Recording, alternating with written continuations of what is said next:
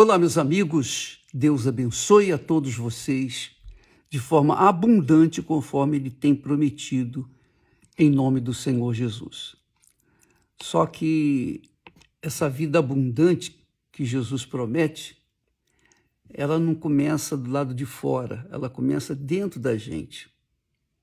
Jesus promete vida e vida com abundância. Mas essa vida com abundância tem que se iniciar a partir de dentro de cada um de nós. E é isso que muitas pessoas, ou a maioria das pessoas, não entende. Elas cobram de Deus a vida com abundância que Jesus prometeu lá em João 10:10 e ficam, às vezes, frustradas porque elas clamam, elas oram, elas jejuam, elas fazem as suas obrigações manuais, conforme nós falamos, os judeus guardavam o sábado, mas o que adiantava guardar o sábado e o coração continuar perdido nos seus pecados?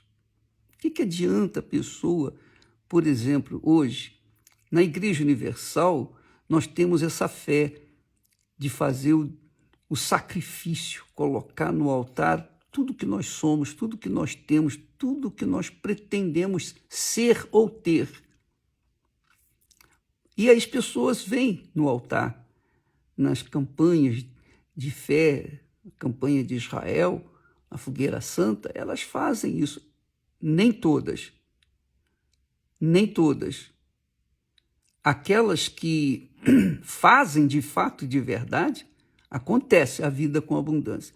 Mas aquelas que fazem só de boca, que dão um pouco de si, porque não adianta você, por exemplo, fazer o sacrifício e colocar aquela joia preciosa ou aquele valor grande no altar e depois cobrar de Deus a vida com abundância. Isso não vai resolver, porque você pode pegar a sua propriedade, você pode colocar as suas joias, você pode colocar todo o seu dinheiro, mas se você não colocar o seu coração, se você não colocar a sua vida, se você não se despojar da sua vida errada que você tem vivido, de nada vai adiantar o sacrifício lá no altar.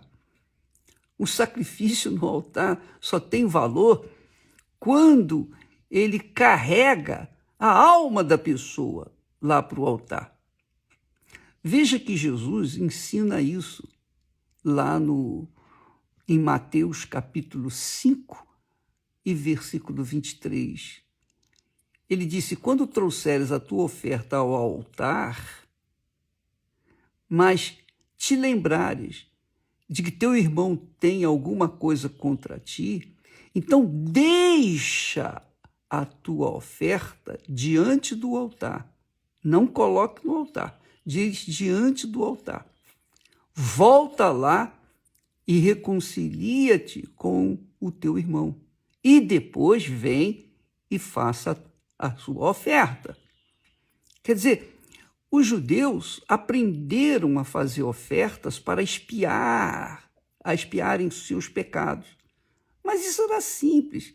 Eles cometiam os pecados, depois iam lá com os animais, e os coitadinhos dos animais eram sacrificados para expiarem o pecado deles.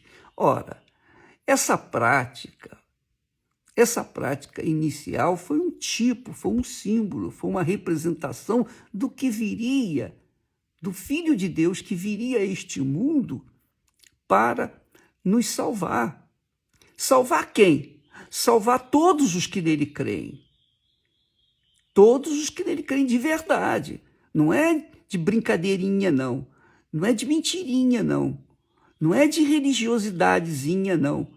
Não é de frequentar a igrejazinha, não. A pessoa coloca a vida no altar e prioriza seguir, obedecer o Senhor Rei dos reis, o Senhor Jesus Cristo. Ele é o rei do reino de Deus. Jesus é o rei do reino de Deus.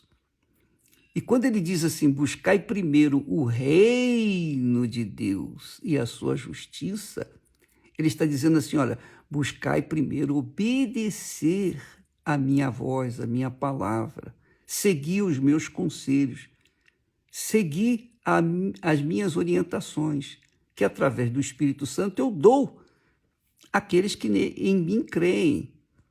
Então, quando a pessoa abraça essa fé, esse tipo de sacrifício, que é sacrificar o seu coração, sacrificar o reinado do seu coração, o reinado da sua alma, jogar fora o reinado da sua alma, do seu coração, e no lugar dele, do coração, colocar o Senhor Jesus reinando. Aí sim, quando a pessoa faz isso, aí ela se torna rica abundantemente, porque Jesus não prometeu uma vida mesquinha, uma vida miserável, uma vida instável. Não, ele veio trazer vida e vida com abundância, mas essa vida com abundância começa dentro de cada um de nós, quando nós obedecemos a sua voz, quando nós submetemos a nossa vida a Ele, quando nós humildemente dizemos, sim, Senhor, que queres que eu te faça? Eu tenho orado para Deus, o Pai Nosso, e na hora quando Jesus ensina que a gente deve falar, pedir o pão nosso de cada dia, eu falo, meu Senhor, o pão nosso de cada dia, para mim, eu, pessoalmente, eu quero fazer a tua vontade. Esse é o pão que eu quero comer todos os dias, que eu quero me satisfazer, fazer a tua vontade.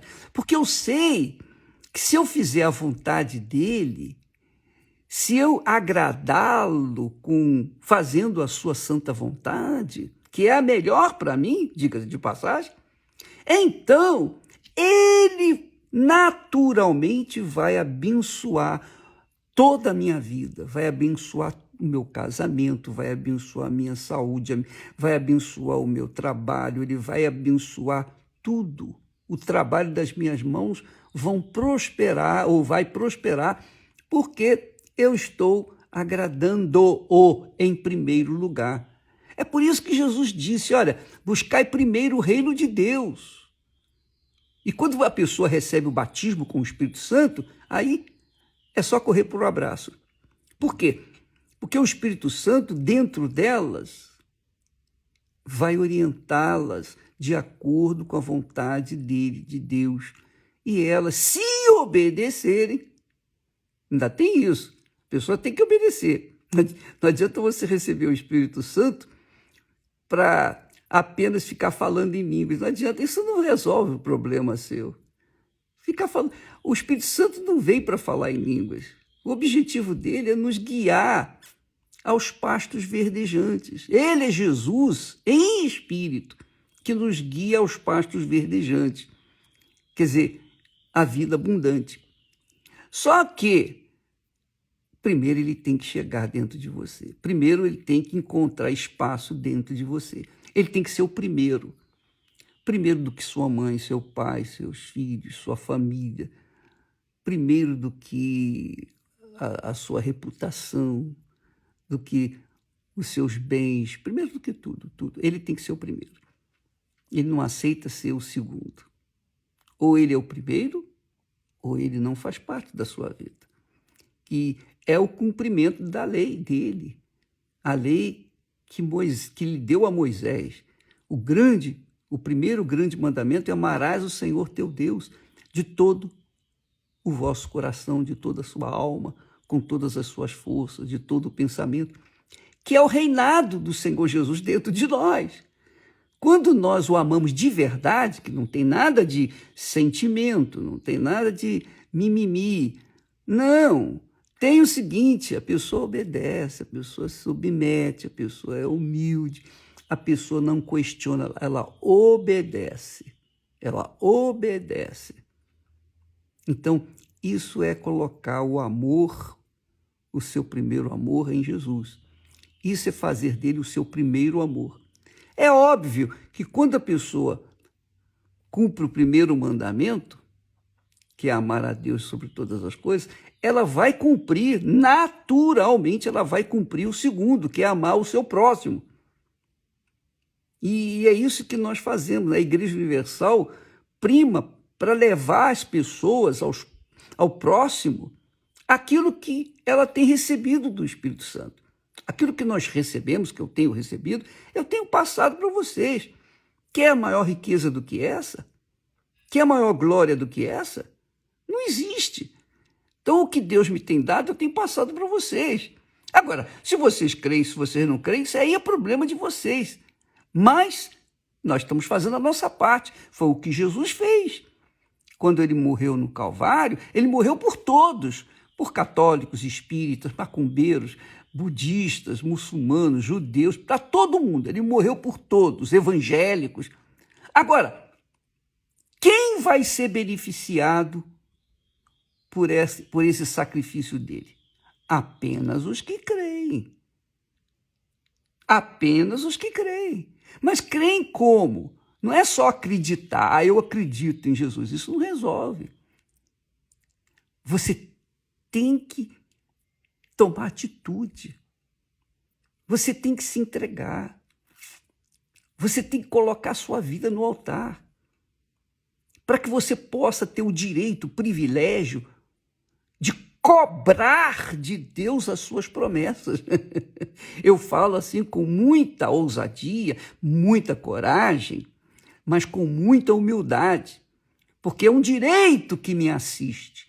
Se eu cumpro a minha parte no compromisso que eu tenho com ele, se eu cumpro a minha parte nessa aliança que eu aceito com ele, então é óbvio que eu tenho direitos e privilégios que ele sabe que tem que ser cumpridos na minha vida.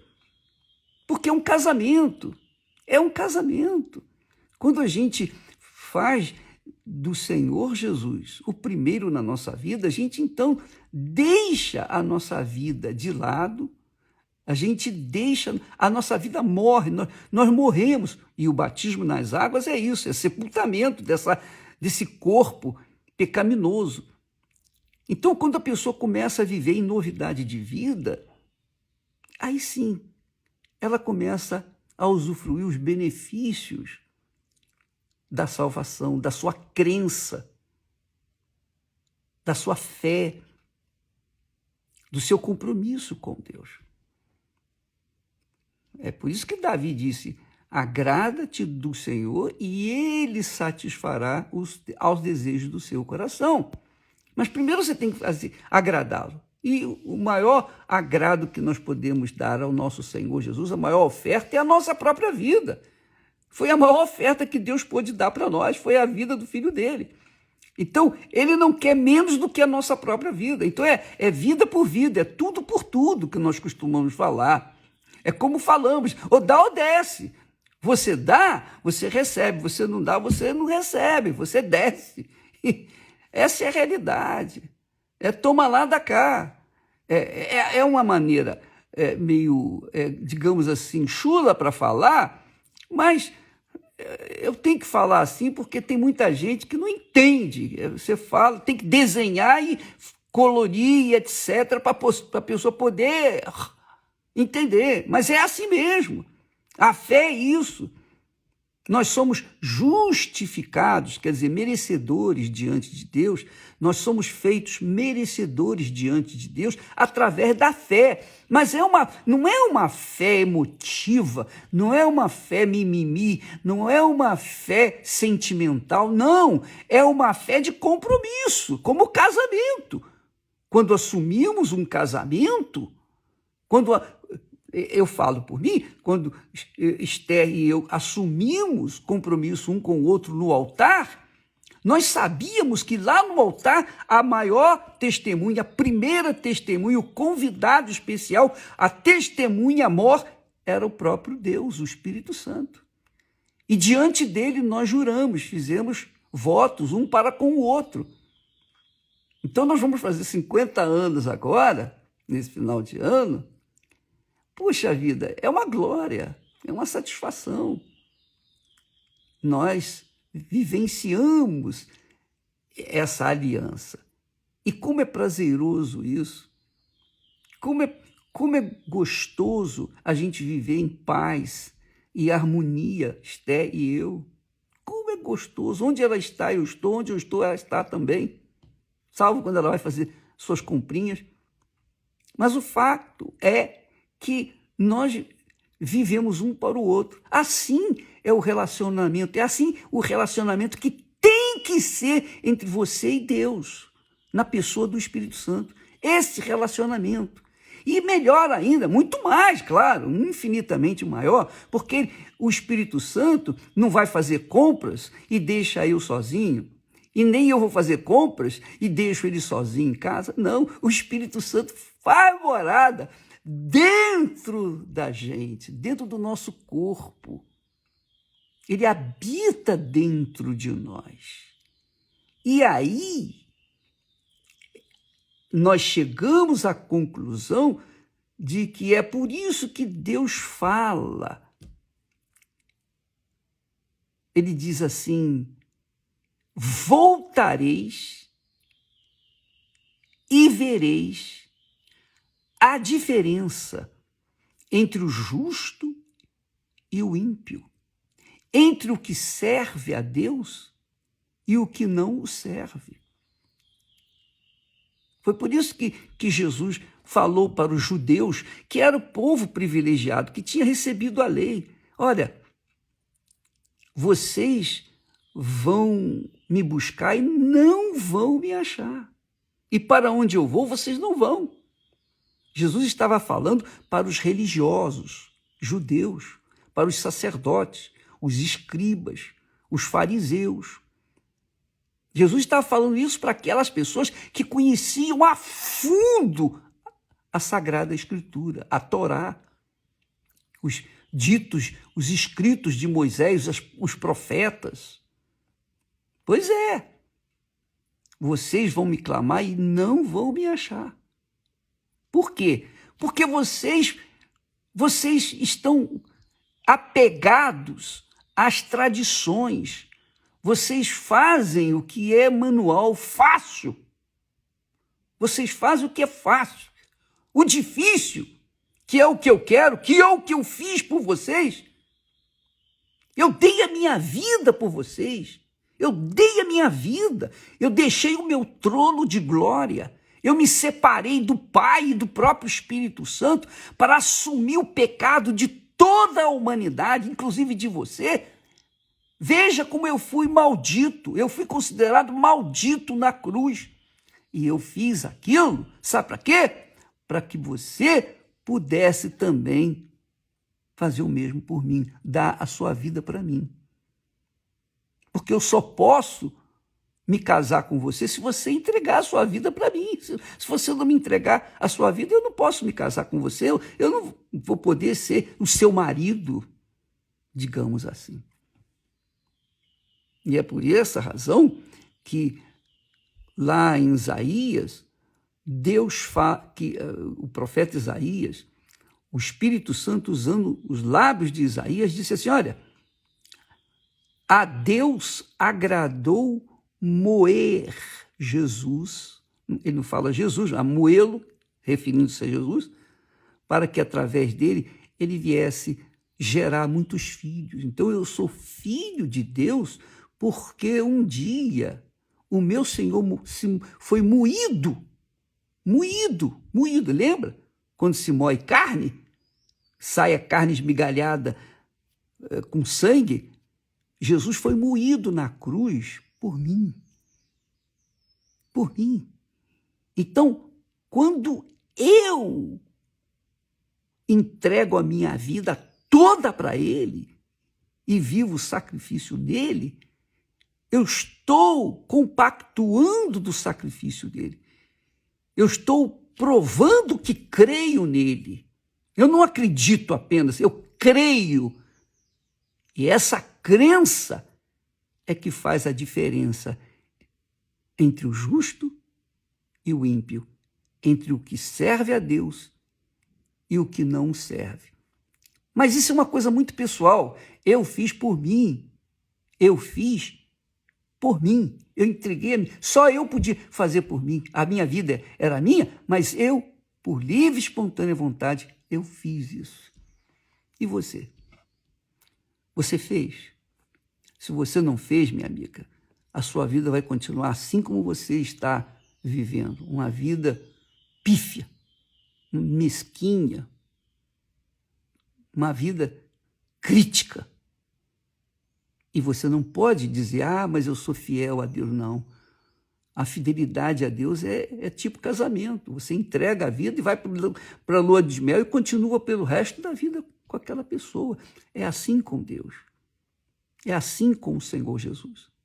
O Espírito Santo veio para que nós pudéssemos ter o poder para mantermos a salvação.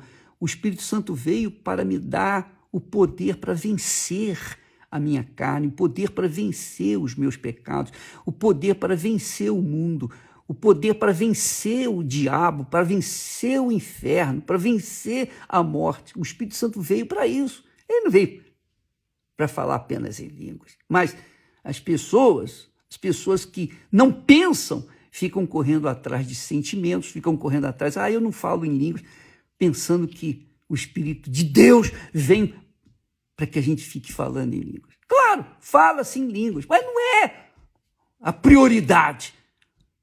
Não é isso que Deus veio fazer exatamente. Ele veio para que nós pudéssemos ter vida e vida com abundância.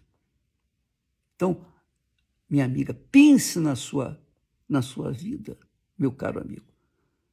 Porque a vida abundante que Jesus promete tem que começar a partir de dentro de você.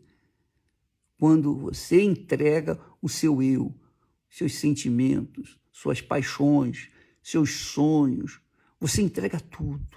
Você coloca no altar o seu eu por inteiro. Você faz do Senhor Jesus Cristo verdadeiramente o seu Deus, o seu Senhor, e, óbvio, vai andar de acordo com a sua vontade. Isso é buscar primeiro o reino de Deus e a sua justiça, quer dizer, viver nessa justiça, viver de acordo com a palavra de Deus. Aí a pessoa pergunta, bispo, mas a gente é falho, todos nós somos falhos, todos nós falhamos. Eu tenho o Espírito Santo, tenho consciência disso, mesmo assim eu sou falho, mas eu não vivo na falha, eu não vivo no pecado. Uma coisa é você cair, é tropeçar, mas você se levanta, você se recompõe, dá a volta por cima, sacode a poeira e vai em frente. Outra coisa é você se manter no pecado. São duas coisas diferentes. Então, há crentes sem vergonha, muitos crentes sem vergonha, mau caráter, porque entregaram a sua vida a Jesus dentro da igreja, mas lá fora entrega ao diabo, aos seus desejos, às suas paixões. E aí fica aquela vidinha, chove não molha, aquela vidinha samba-canção. Essa é a realidade. Um dia está bem, outro dia está mal. Um dia vai bem, 2 dias vai mal. Um mês vai mais ou menos, o resto do ano vai tudo mal. Por quê? Porque não aceitaram dar 100% de suas vidas no altar. Esse é o segredo para mudar a sua vida, para que você um dia possa clamar e ser ouvido, buscar e achar o Senhor e Salvador da sua alma. Deus abençoe. Amanhã voltaremos nesse horário. Até lá.